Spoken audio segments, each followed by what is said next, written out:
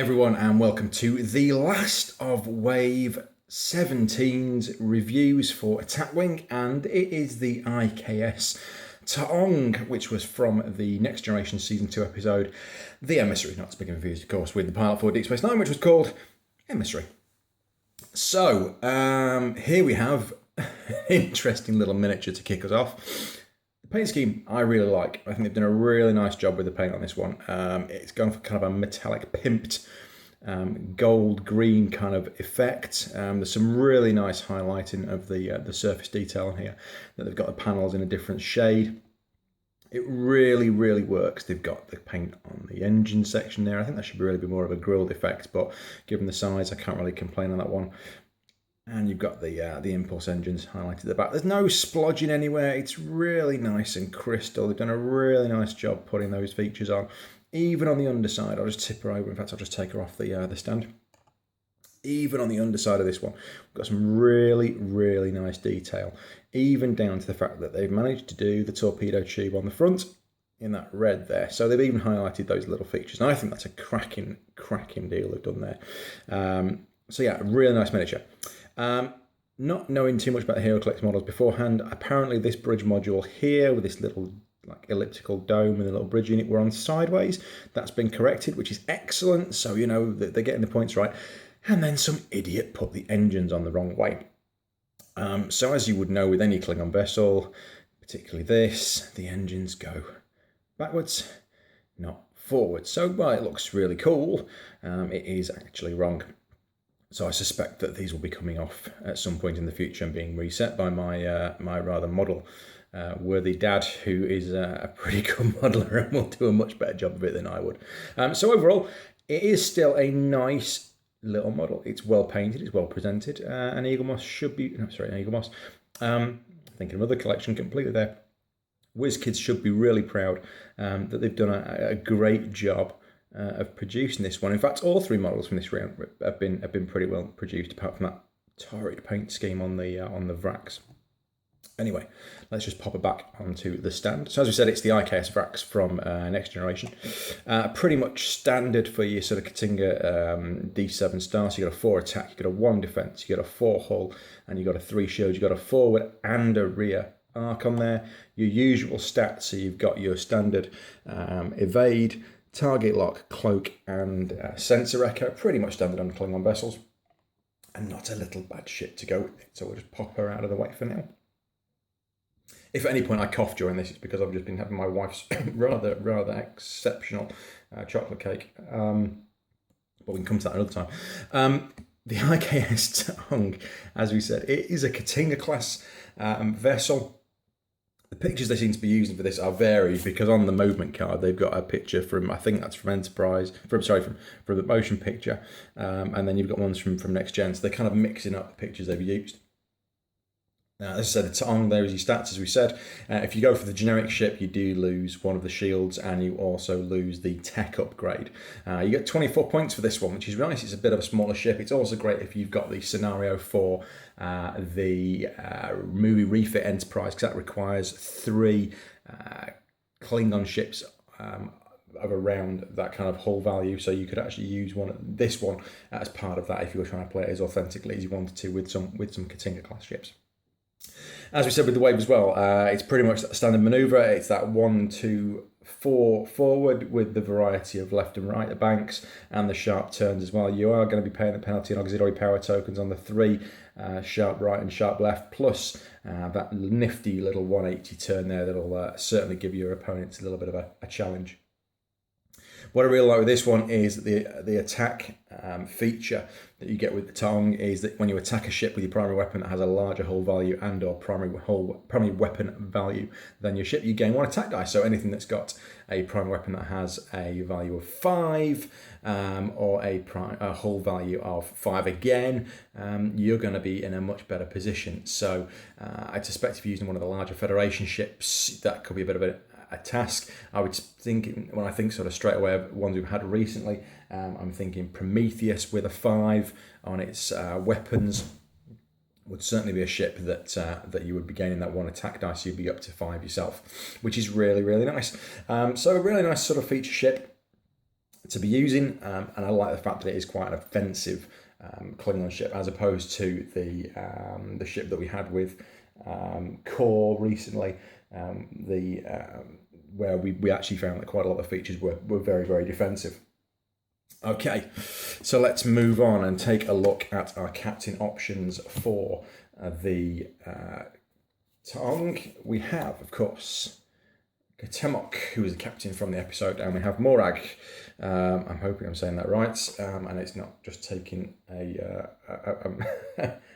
Welsh name, Scottish name, in vain. I apologise for my Scottish viewers, but I think perhaps they didn't really think about who they were calling this guy. And of course you have a generic one, which for some reason is Kern, and the picture I believe is taken from Redemption Part 2, but that is a really random one. They've got Kern as a generic captain. I'm sure they could have picked somebody else. But anyway, let's not bother about him. Let's look at the more exciting options of K'T'inga, who gets a 5 on your captain skill, cost of 3, gives you that elite action as well. All of your Klingon upgrades cost 1 less squadron point, and your faction penalties doubled for any non-Klingon ones you use. If you're playing this faction floor like I do, this is going to be a great card to mean that you can probably get effectively a free upgrade on your Klingon ship. And he can only field the Klingon elite upgrade. So you are very limited. It is very Klingon specific, but it kind of goes along the theme of this being a ship that was sent out cryostasis, and it's very Klingon centric. So they've really tried to keep that theme on this ship, that is really going to be only Klingon things that you potentially get on this vessel. Morag is your second option for captain. If your ship's not cloaked, you can disable all of your remaining shields and target the ship at range 1 to 2 that is not cloaked and has no active shields. Disable 1 upgrade of that ship and place an auxiliary power token on your ship. So for the sake of an auxiliary power token, you've got to put yourself into quite a specific situation. So let's get this. You've not got to be cloaked. You've got to disable all of your shields. You've got to target a ship at range 1 to 2 that is not cloaked and that has no active shields. So no real specifics that you've got to make sure of for that. Very situational. Again, as we said with these 3 from Wave 17, a lot of the ships are very, very situational. A lot of the cards are very situational. So this isn't one that I would think that you're going to be using a lot during playing the game. I think you're probably going to be looking at using this as a one-off very rarely. So I don't think that you're going to be getting this one out very often. Okay, moving on. Let's take a look at crew. Yeah, so you get 2 crew upgrades with the T'ong. You get the lovely tactical officer. So we've got a range of these bridge officers, tactical officers that are flying through the game. A navigation officer, I think, with the Avenger a few rounds ago. If your ship's not cloaked during the modified dice attack step, you may disable this card to reroll all of your blank results. Great, so it's a bit like a target lock in some respects, but you've got to disable it. And it costs 3 squadron points for any non-Klingon ship. No ship can be equipped with more than 1, which is not a great surprise. It does cost you 2, so disable for 2. That's a pretty good deal. I quite like this one. It does but it's the gamble again of getting those blank results. So you are taking a bit of a chance with that, but still not a bad card to go with. The other crew option that you get is Kalia. As we'll all remember, it's Worf's better half for a couple of seasons of Next Gen. She means you can discard this card as an action, target a ship at range 1, and you can't attack it or be attacked by it. So again, it's a fairly defensive position. It's allowing you to do a bit of regrouping. Maybe get you out of the way of somebody's line of fire. She is unique, so you can only field 1 KLR, but I'm not sure if we've had another one. I've not seen one from memory on anything else. It does cost you 5. For this one, so it's quite a high costing discard. Again, a lot of the discards in these later waves seem to be very expensive to use, but again, she is going to get you out of a bit of trouble, so it might be worth that cost of a 5 just to make sure you're not staying in any danger. Okay, moving on to weapons. There are 2 weapon options with the T'ong. You have the standard photon torpedoes. And as we now know, with all the ships in Wave 17, your photon torpedoes now are reliant on that lovely time token. So as with this one, you load it up. You can use it from your forward or rear arcs. You can convert one of your battle station results into a critical damage result. And once you've spent your target lock, you've got to pop 3 of those onto your card and then remove 1 each go to reactivate your photon torpedoes. Does make them a little more friendly to use than when you were basically using an action to re-enable them, when we were still using good old disabled tokens as we were doing until this wave. But I quite like the fact that you can use. I'm not sure whether I've used it. I've looked at redoing my fleet recently, and when I was looking at using photon torpedoes, I did contemplate using them with the Thunderchild, and actually in the end decided against doing it and chose to use some other features purely because I'm still don't want to waste an action and don't want to spend some time wasting a target lock when I can use it to reroll dice and get a better result out of that. Also, we've got concussive charges. So they do attack with one less dice. So you've got a 4, which is the same as you would use on your primary weapon. You do have to, once again, pop your time token onto this one. It is, again, a range 2 to 3 weapon, but it does cost you 1 less squadron point. For every uncancelled damage or critical damage result, the target ship loses 1 token of your choice that has been placed beside it in the play area. A little bit situational again. I'm not a big one for having a lot of tokens on there. It does mean if you've got a target lock potentially against you or against a ship that is in your fleet, then you could get that removed from the ship, and it would again effectively have wasted one of the actions for your opponents. So there's that potential. Or if you're looking to attack them, you might be able to take a battle station token or an evade token off them perhaps, which will help you potentially get a better attack, and specifically with that 4 attack as well. It could be a benefit if you're going to be looking at getting some tokens from these guys.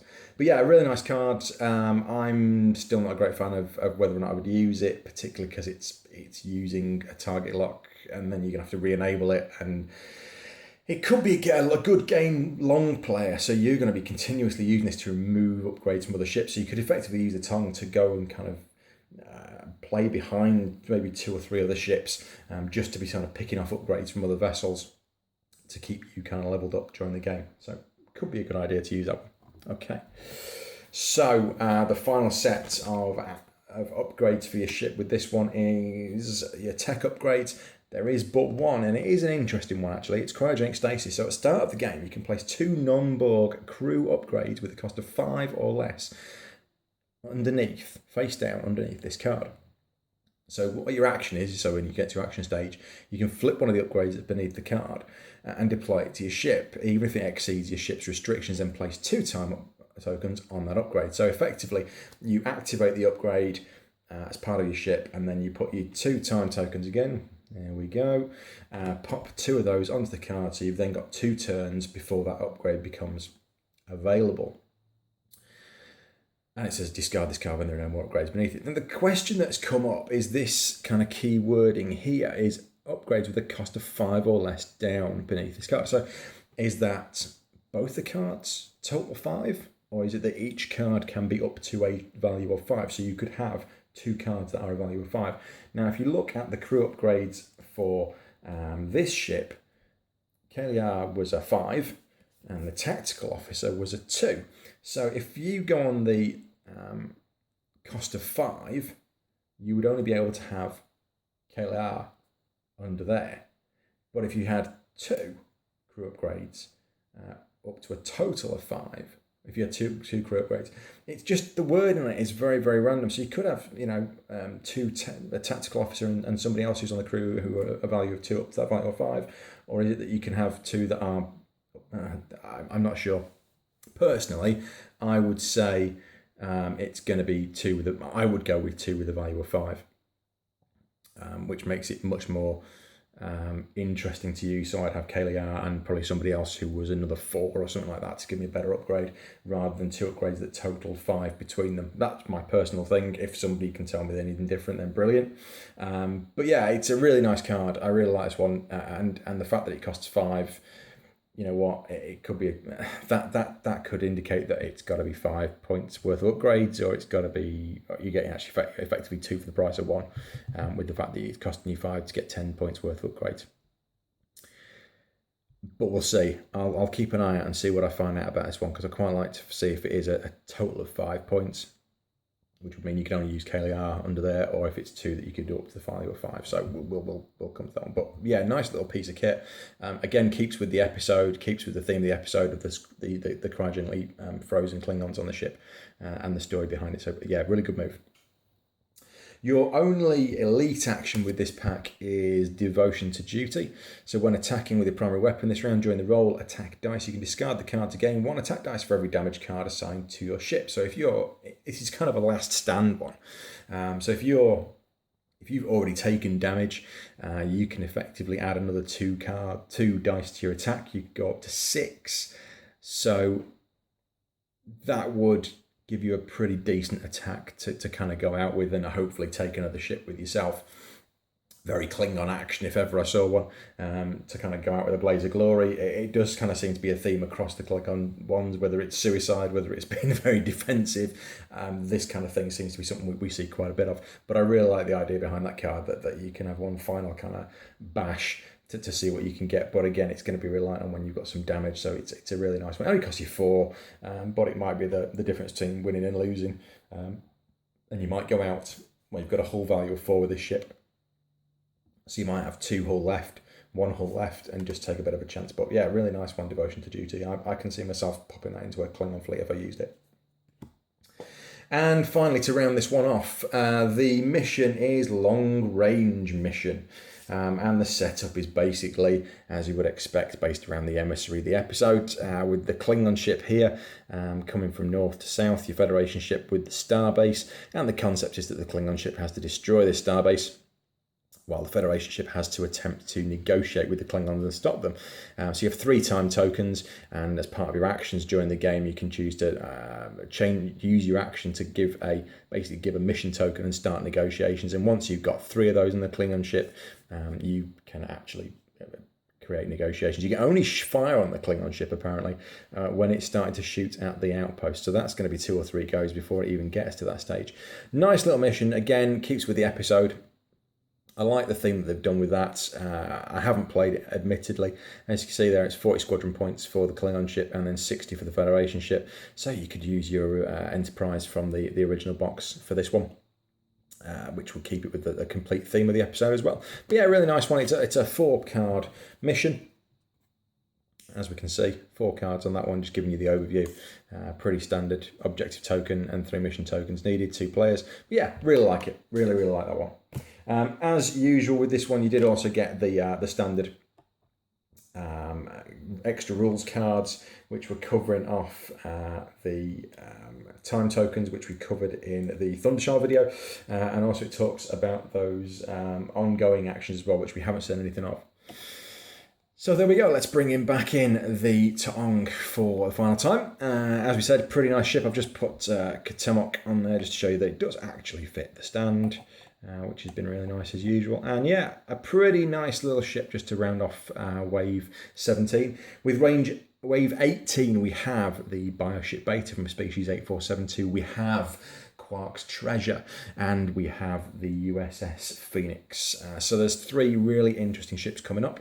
Hopefully you'll stick with us for those. And until then, give us a thumbs up if you enjoyed the video. Please subscribe, and I will talk to you soon. Transfer complete.